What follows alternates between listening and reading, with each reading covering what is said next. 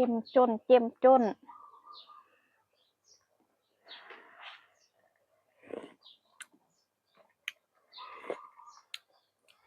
แซ่บพี่น้องเอ้ยแกงด้วยผักจักจั่นพร้อม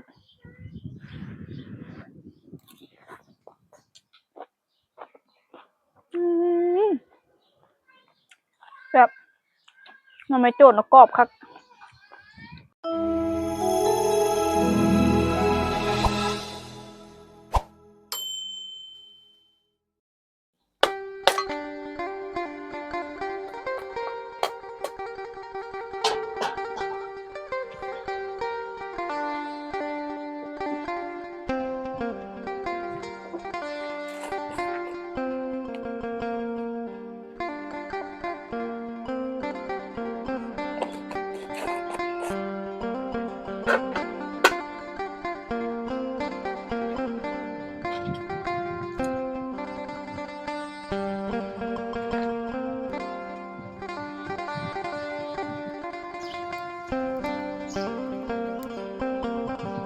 พี่น้องจืดแล้ว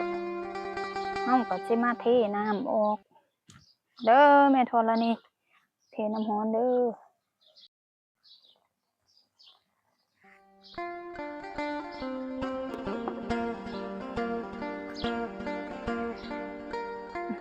ขั้นตำเขาบอกเขาเบื่อตำเขาเบี้ยก่อน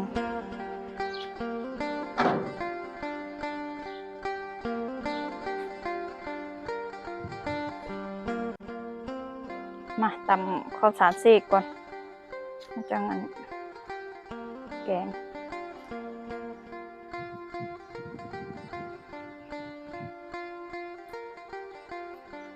กินแต่แกงนะช่วงนี้ แกงนกแคมออมสารแล้วก็แกงหน่อไม้ ช่วงนี้มันต้องแบบเมนูประเภทนี้แหละ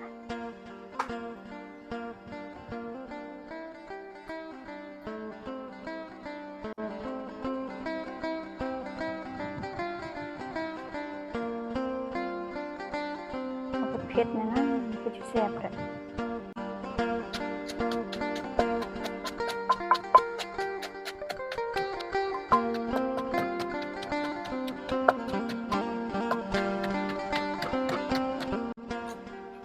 มาแกง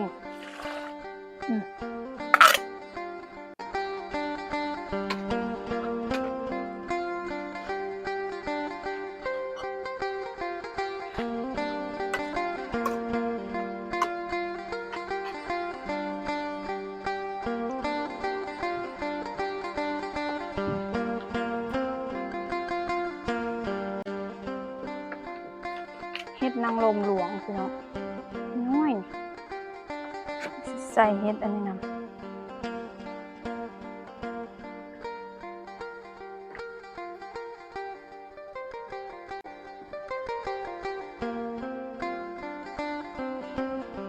ใส่ผักขากับผักอันนี้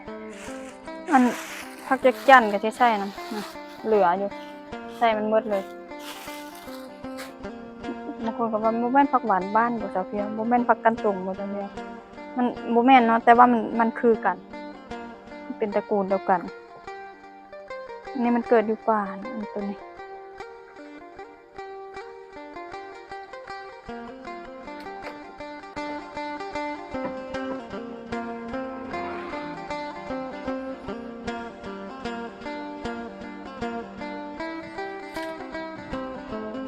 ค่ะ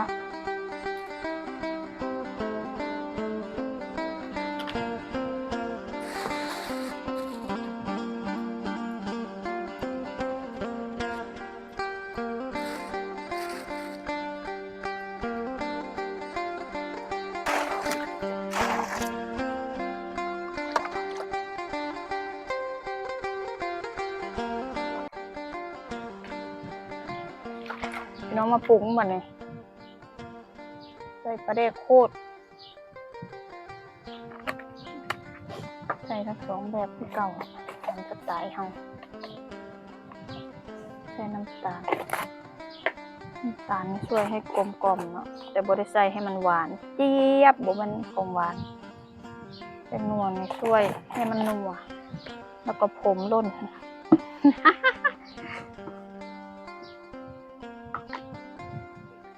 ใส่ปลาแดกดิบบัดอันนี้ช่วยให้หอมถ้าใส่แต่ปลาแดกขวดมันบ่ค่อยหอมเลย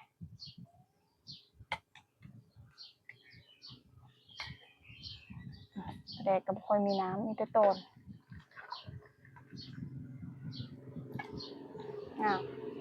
ใส่เห็ดอันนางลมหลวงน้อย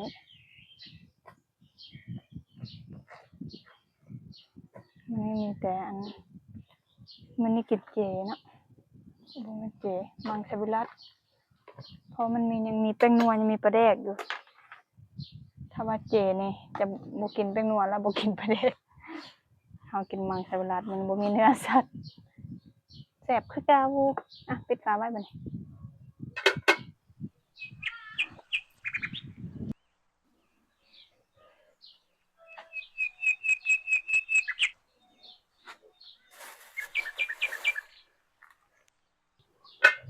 พี่น้องมันใส่ผักจักรจันทร์ผักจิกจั่นไหนบ่แม่นจักรจันทร์ไหนชื่ออื่นผักจิกจั่น แม่นหยังละบาดนี่ใส่อันไว้ตู้ผักคะมันก็เลยพวกนี้สุกง่ายไปนำกันเลยผักคะนี่มักใส่แบบนี้เด้อพี่น้องมักกินแบบนี้สะดวกไผสะดวกมันเนาะเอาสะดวกกินแบบนี้ก็เลยใส่แบบนี้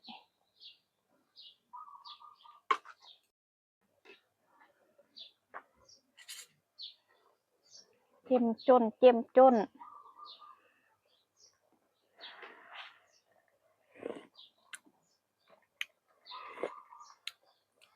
แซ่บพี่น้องเอ้ยแซ่บขนาดเรียบร้อย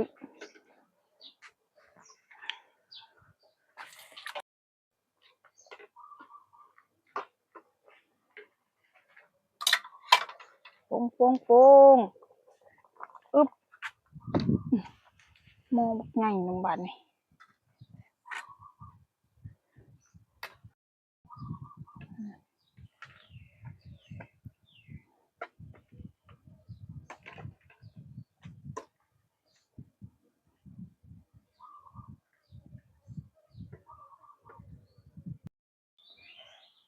แกงด้วยผักจักจั่นพร้อม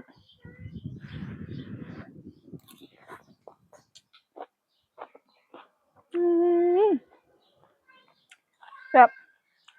มันไม่โจดแล้วกรอบคักให้มันขึ้นหลายๆก่อนจะไปเอามาเกี่ยง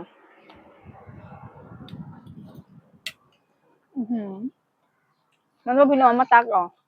แกงมันก็หลายเนาะเฮ็ดแนวใดสิกินเหลือ มากินนำกันไปหาคุ้มขนาดทั้งเฮ็ดส้มทั้งเฮ็ดหน่อไม้ส้มทั้งเฮ็ดแกงกินนำใดก็แซ่บเนาะทั้งหน่อไม้เนี่ยมาเด้อกินนำกันทุกคนสำหรับมื้อนี้ขอตัวลาไปก่อนพบกันใหม่คลิปหน้าสบายดี